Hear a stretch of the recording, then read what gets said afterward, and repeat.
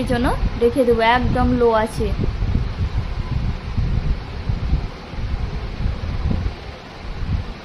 এই যে আমার রান্নাটা হয়ে গেছে, 10 মিনিট পরে আমি নামিয়ে নিয়েছি।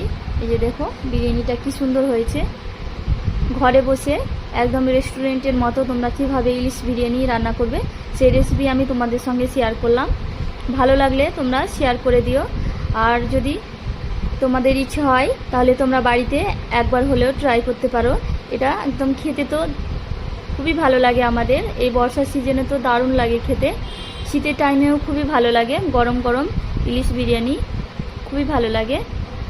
এটা মধ্যবিত্ত এমনি সব লোকই খেতে পারবে, কারণ ছোট মাছ দিয়ে এটা রান্না করা যায়, আবার বড় ইলিশ দিয়েও রান্না করা যায়। কিন্তু সবচাইতে একটা কথা বলি কি, যদি মাছের ডিম থাকে তাহলে একটু বিনা ডিমওয়ালা মাছেই করতে পারো তোমরা, তাহলে